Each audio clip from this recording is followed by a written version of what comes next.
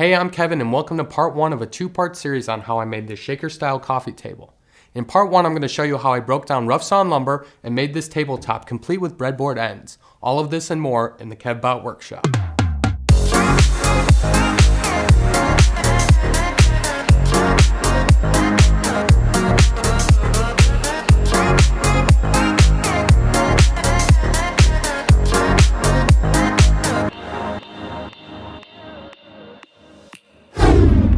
The majority of this project is made from solid walnut wood.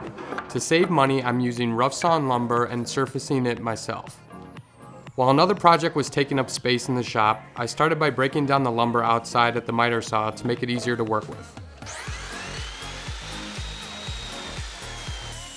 I then brought it over to the joiner to joint one side of the boards. Now these boards are just over 6 inches wide and my jointer can only joint up to 6 inches. So you can see here at the planer, I used a piece of ply so that the jointed side can sit flat through the planer and plane the other side. Afterwards, I can flip it over and plane this lip left by the joiner. I then took it over to the joiner to square up one edge. At the table saw, I squared up the other edge and cut it down to 6 inches. So the center of the top will consist of a bunch of smaller pieces segmented together. I'll be making this using walnut, hard maple, and Padauk.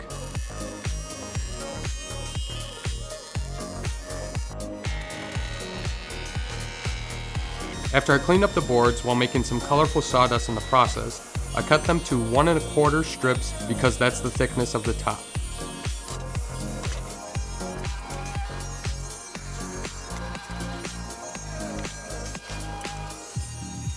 From there, I set up a stop block on my miter saw and cut some extra long Jenga pieces.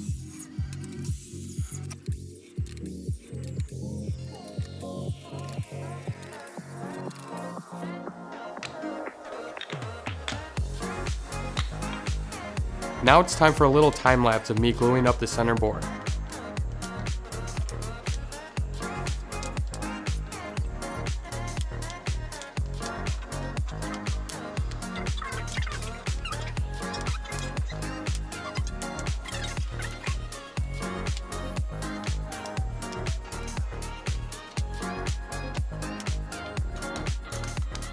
Before I joined and planed the board, I took a belt sander to it to remove any dry glue.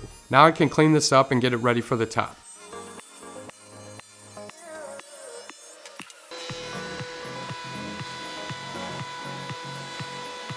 I do have to say this contrasting wood makes for a really colorful top. What I'm doing here is setting up the table saw fence so I can bring down the boards down to the same thickness. The walnut I purchased was 8/4 and the top thickness will be about 5/4. So rather than working my planer to death, I decided to cut as much as I could off with the table saw. Now you can see that the stock is very close to the same thickness. I can now run these through the planer one more time to get them all exact.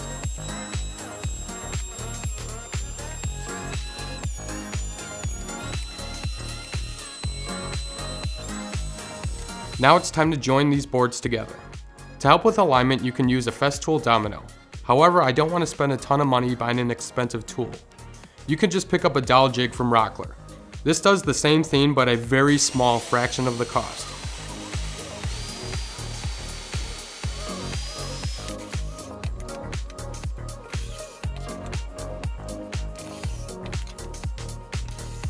Now that the dowel holes are drilled, I can glue these together.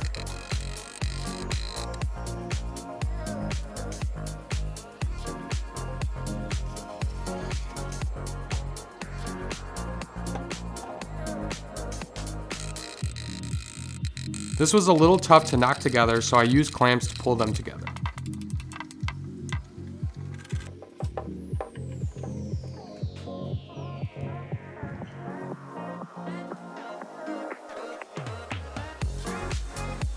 I sent them through the planer one last time to remove any dry glue and any uneven surfaces along the seam.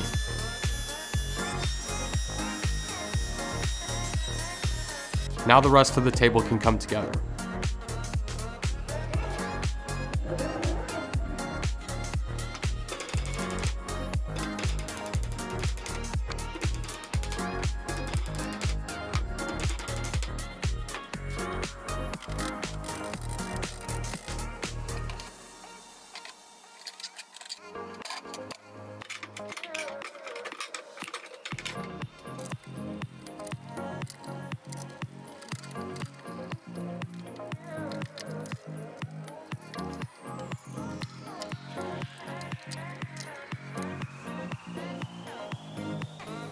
There was a small knot loose on the outside of the table, so I decided to stabilize it by filling it with epoxy.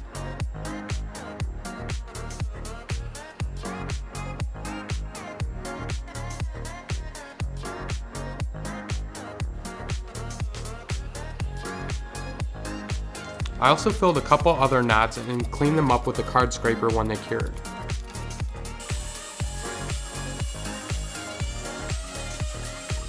Now I can trim the top to size using a straight edge and a circular saw.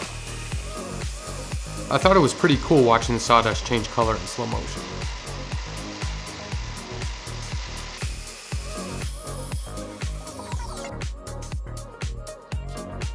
So the original design didn't have breadboard ends. I thought by alternating the grain I'd be able to avoid cupping. Let me explain why I added them. So at this point I was thinking that I was going to start putting the finish on the tabletop. However, I stepped away from the shop for a couple of days, and from the heat and the humidity it cupped. Now it wasn't an extreme cup, but I did clamp it down to my table just so that I can bring it back down, and hopefully when it cooled off here in the Midwest that it would bring it back down and it won't be cupping anymore. But I don't want to take any chances of that in the future. I don't want it to be sitting in my home one day and it start to cup because we turned the air conditioning off or something like that. So what I'm going to do here is I'm actually going to put some breadboard ends on the table so that it will keep it flat as much as possible. You can see there that I already have the pieces cut here. They just need to be brought down to the proper thickness, and then that way we can start making the tenon groove joints so that we can attach this tabletop and keep it flat. So let's get to it. Off camera, I brought the boards to their final thickness, and I thought you guys saw enough planing in one video to show them. Here I'm drilling the holes for the wooden dowels to go through. Here I'm cutting the grooves into the breadboards, and I did that using a stacked dado set. You can also do this with a plunge router, and you will not be able to see the tongue and groove on the side, but I did not have an edge guide on my router, so I thought this would be easier. The table has been actually cut to its final dimension until the cup actually happened. So I need the table to be this length here. And so to do that, I need to remove some of the length that we'll be adding on. So these boards here are about 3 inches wide. They are 3 inches wide. What I cut out here with a dado stack is 1.5 inches, which gives me right down the middle. So 1.5, 1.5 here. So that means I need to cut down the tabletop 3 inches so that when it's all said and done and they're attached on each side, the length of the table will be the exact same length that we have here, rather than just cutting off 1.5 inches on this side, 1.5 inches on that side to put these guys on just like this. I'm going to do it a little bit differently here. I don't like the way the design actually runs here. We got a little bit of just really small pieces of walnut here that are kind of shoved up the edge. It makes it look like it's a mistake. So what I'm going to do here is going to make it seem like it's actually on purpose and it was designed this way, rather than actually trying to fix a mistake that's happening here. So I'm actually going to cut all 3 inches from this side of the tabletop rather than half and half. So it'll be more like this. That way all my colors kind of line up to the end here. After I cut off the extra length with my circular saw, I can use my marking gauge to mark where to cut for the tongues. Here I'm using my circular saw and straight edge again, but I rose the blade so that I'm cutting down to the proper depth for the tongue. There are a couple of places on this project that I could have used an edge guide for my router, and here's another place. While using a straight edge, I routed near this line to remove waste safely. I then went from the outside and worked my way in to clean up the rest and make some colorful confetti.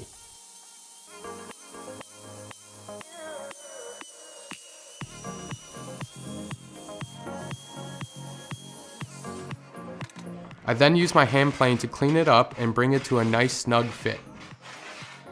Once I got the breadboard on, I can mark for where the holes for the dowels will go. After I make the mark, I can drill the holes about 1/8 to 1/16 closer to the table.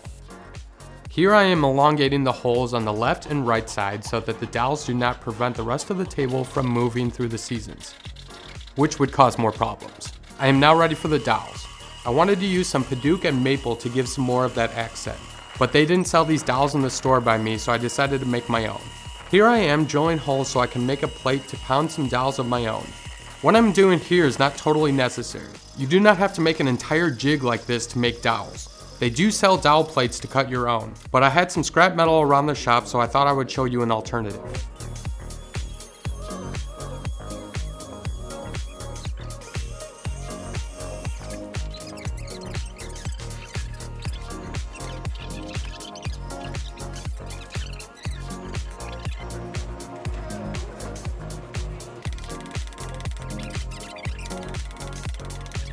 This is a process called drawboarding, in which the dowels pull the breadboard end towards the table. Since the holes aren't perfectly aligned, the dowel has to bend around the second hole so it can go through all three. This creates enough tension so that the breadboard is pulled snugly against the table and there are no gaps. Now that the dowels are made, we can attach the breadboard. Gluing the entire breadboard to the table would defeat the purpose. So you apply glue to the middle and middle dowel to hold the breadboard on, but it lets it move back and forth.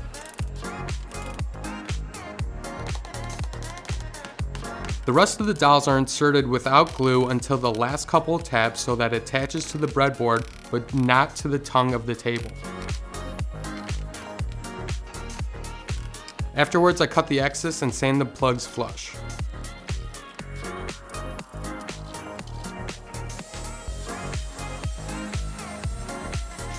The last thing to do before the finishing process is to trim off the excess from the breadboards.